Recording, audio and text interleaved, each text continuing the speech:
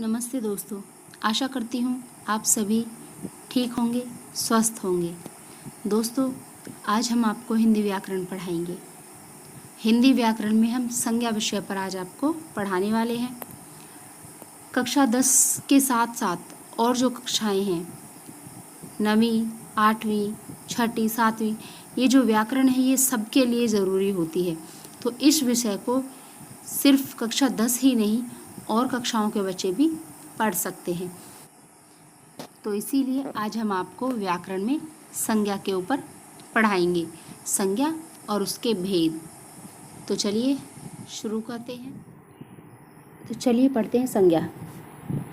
संज्ञा, सबसे पहले हम संज्ञा का अर्थ बताते हैं। संज्ञा का अर्थ होता है नाम।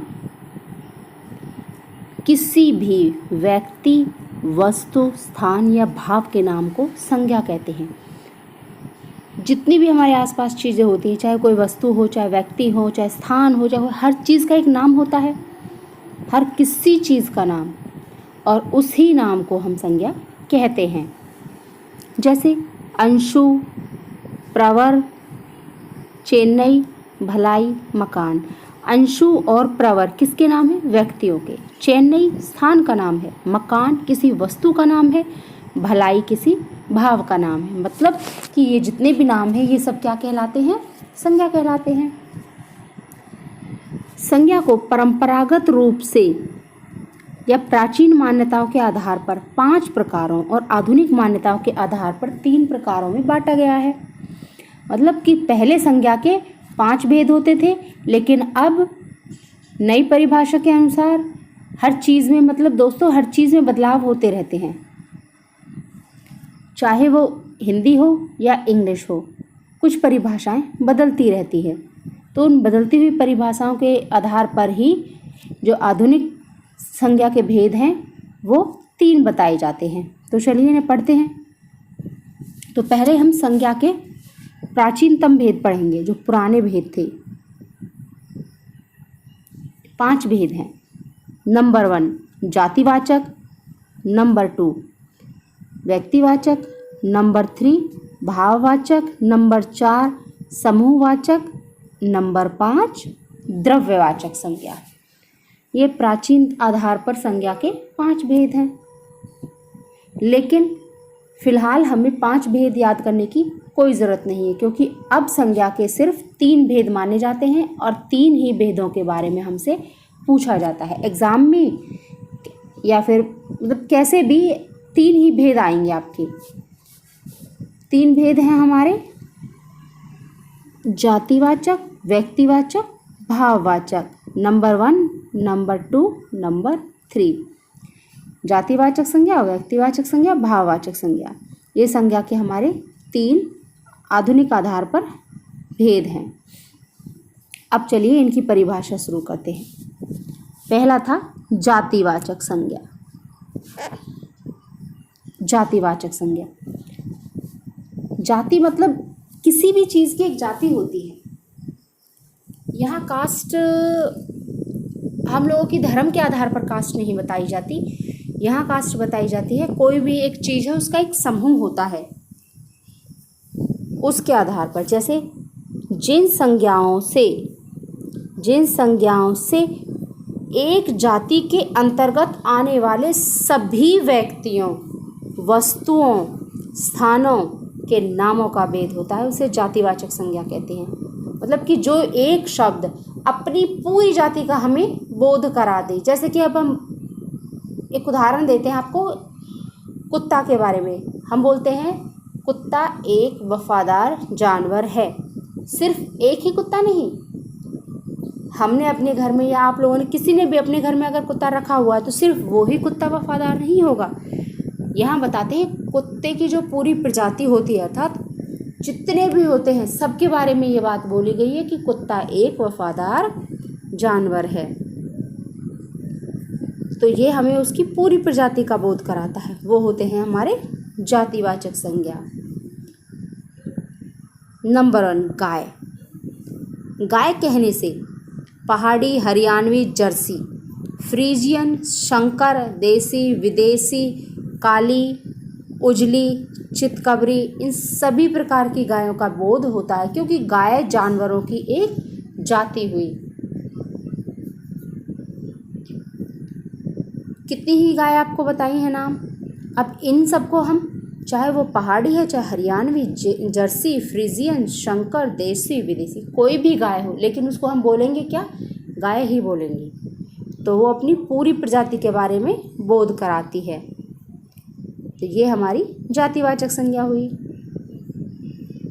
लड़का, इसमें सभी तरह और सभी जगह के लड़के आते हैं। रामू, श्यामू, प्रखर, संतोष, संकेत, मोहन, पीटर, करीम आदि, क्योंकि मनुष्य में एक खास अवस्था वाले मानवों की एक जाति हुई लड़का। अभी मैं आपसे एक सिंपल सा वो बताती हूँ। आपके जो टीचर हैं स्कूल में, आपको अध्यापक कैसे बुलाते हैं? क्या आपको ये कहते हैं लड़के, लड़की? नहीं कहते ना, क्योंकि अगर हम लड़का बोलते हैं क्लास में, मान लीजिए कि आपकी क्लास में 30 स्टूडेंट्स हैं, जिनमें 20 लड़के और 10 लड़कियां हैं, तो अगर आपका अध्यापक आपको ये बोलते हैं कि लड़कों, तो इसका या लड़के, तो लड़के बोलेंगे तो क्लास में जितने भी हैं 20 के 20 वो सारे लड़के ही हैं, वो सभी अध्यापक की तरफ देखेंगे।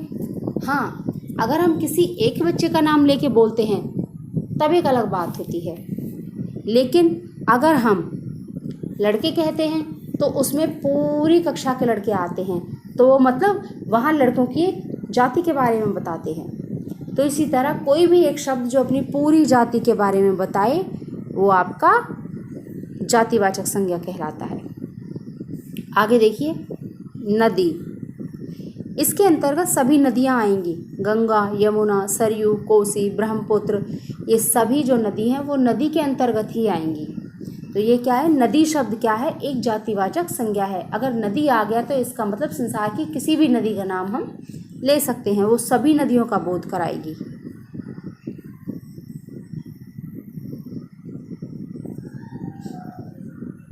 पहाड़, इस जाति के अंतर्गत हिमालय, आल्प्स, फ्यूजियामा, मंदार, ये सभी पहाड़ आएंगे।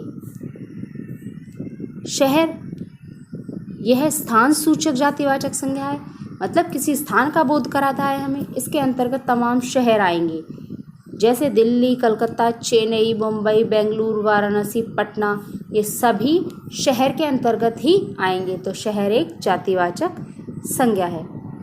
सभी इसी जातिवाचक संज्ञा के अंतर्गत आधुनिक मान्यताओं के आधार पर द्रव्यवाचक और समूहवाचक संज्ञाओं को रखा गया है। मतलब कि प्राचीनतम आधार पर हमने संज्ञा के 5 भेद बताए थे, उनमें 2 भेद आपने लास्ट में पढ़े कि द्रव्यवाचक और समूहवाचक संज्ञा, ये दोनों अलग अलग भेद थे।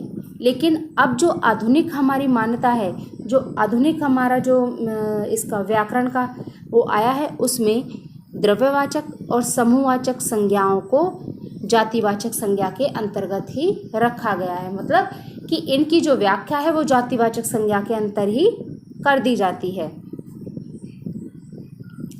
नंबर 2, व्यक्तिवाचक संज्ञा। व्यक्तिवाचक संज्ञा, व्यक्तिवाचक संज्ञा उन्हीं वस्तुओं, व्यक्ति, स्थानों की जातियों में से खास का नाम बताती है। यानी कि जो संज्ञा किसी विशेष व्यक्ति, विशेष स्थान या जो किसी विशेष वस्तु, विशेष व्यक्ति या विशेष स्थान के नाम का बोध कराए, व्यक्तिवाचक संज्ञा कहलाती है। अभी हमने इससे ऊपर पढ़ा स्थानों के बारे में, पहाड़ों के बारे में, नदियों के बारे में। अगर नदी शब्द आ जाए तो नदी शब्द क्या है? जातिवाचक संज्ञा है। लेकिन अगर हम किसी एक खास विशेष नदी का नाम ले, देखिए गंगा नदी भारत की एक पवित्र नदी है, तो यहाँ नदियों में एक नदी का नाम आ गया गंगा, अर्थात एक खास नदी के बारे में बताया, तो वो क्या हुई? हमारी व्यक्तिवाचक संज्ञा। अभी मैंने आपको पहले उदाहरण दिया था कि लड़कों का, कि अगर आपके अध्यापक कक्षा में आपको बुलाते हैं कि लड़कों या लड़के, तो सारी कक्षा के जितने भी लड़के हैं उन सब की तरफ वो बोध कर रहे हैं, उन सभी लड़कों को बुला रहे हैं। अगर वो सिर्फ एक ही बच्चे का, मान लो आपकी क्लास में, आपके कक्षा में एक मोहन नाम का बच्चा है, अगर अध्यापक कहते हैं कि मोहन इधर आओ, तो सिर्फ मोहन ही इधर आएगा, तो इसका मतलब वो व्यक्तिवाचक संज्ञा हुई। मोहन क्या है यहाँ? व्यक्तिवाचक संज्ञा, क्योंकि वो क्लास के एक विशेष बच्चे जिसका नाम मोहन है, वो उसके बारे में बता रही है। व्यक्तिवाचक, अगर आपके अध्यापक बोलते हैं लड़के या लड़कों इधर आओ, तो सारे आ जाएंगे, क्योंकि पूरी की पूरी जाति का बोध कर दिया उन्होंने। तो यही चीज़ ये आगे बता रहे हैं, हम ऊपर की जातियों में से खास खास का नाम चुनते हैं।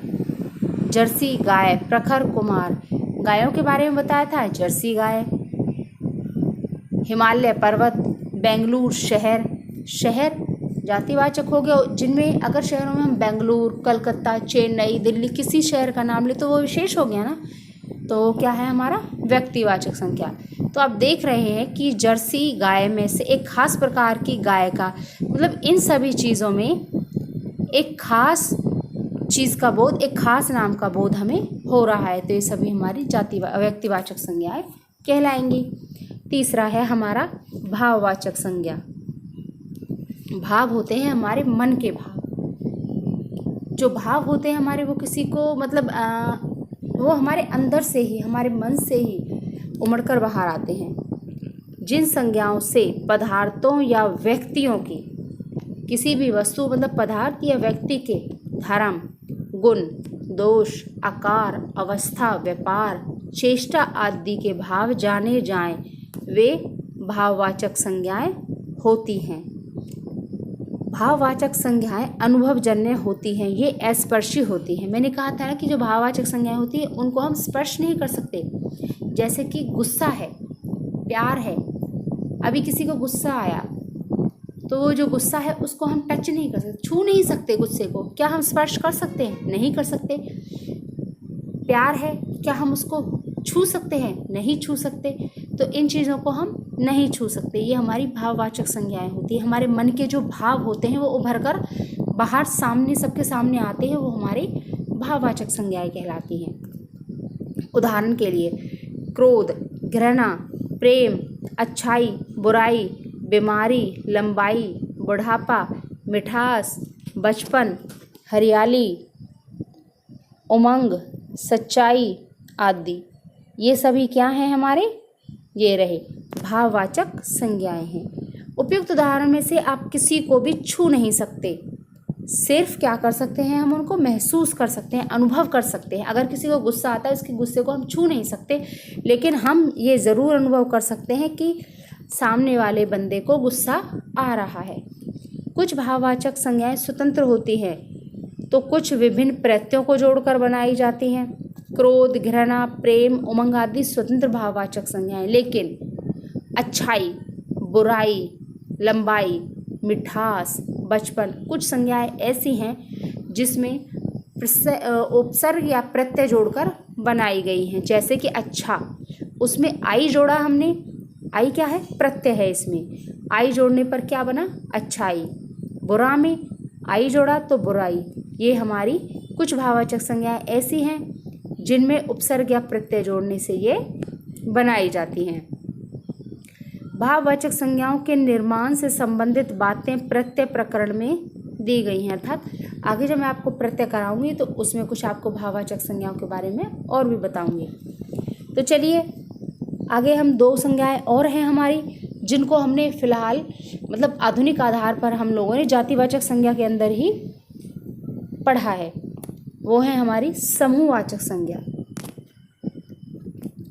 समूहवाचक संज्ञा सभा, संघ, सेना, गुच्छा, गिरोह, झुंड, वर्ग, परिवार आदि समूह को प्रकट करने वाली संज्ञा ही समूहवाचक संज्ञाएं कहलाती है, क्योंकि यह संज्ञाएं समुदाय का बोध कराती हैं। सभा, कुछ लोग बैठ गए इकट्ठा, तो वो क्या हो गई? सभा हो गई। संघ, कोई संस्था हमने बना दी। सेना, जितने भी हमारे फौजी जवान हैं सभी की को इकट्ठा मिलाकर एक सेना बनी है।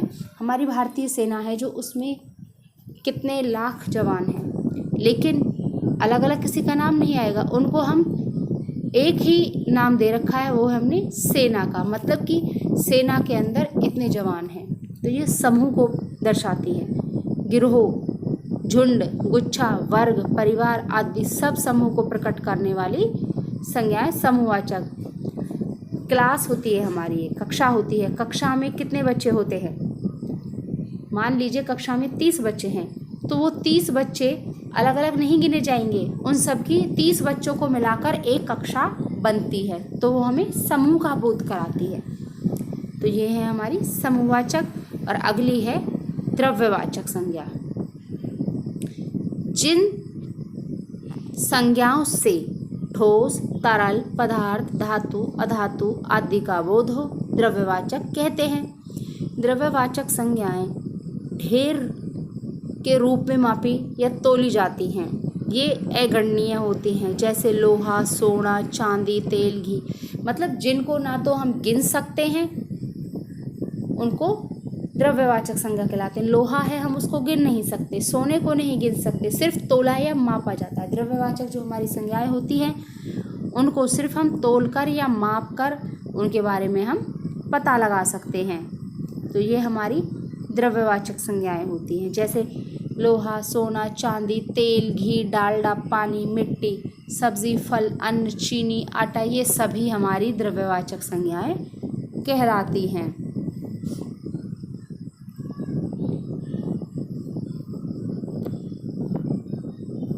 तो बच्चों संज्ञाओं के बस यही भेद थे।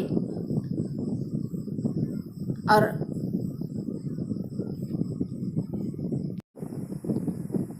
बच्चों संज्ञा के बस यही 5 भेद थे। तो आज संज्ञा का आपका अध्याय ख़त्म होता है। आगे कल हम एक नया अध्याय शुरू करेंगे। अगर आपको ये वीडियो अच्छी लगी हो तो लाइक, शेयर और सब्सक्राइब करना मत भूलिएगा। और जो नीचे बेल का आइकन होता है उसको आप ज़रूर दबाइए, ताकि आपको जब मैं कोई नई वीडियो डालती हूँ तो उसका नोटिफिकेशन आपको मिलता रहे। शेयर सब्सक्राइब करने से आपके जो दोस्त हैं, जो पढ़ाई से फ़िलहाल लॉकडाउन के कारण घरों में बैठे हैं, पढ़ाई का जिनका नुकसान हो रहा है, उनको भी थोड़ी बहुत जानकारी मिल सके। धन्यवाद।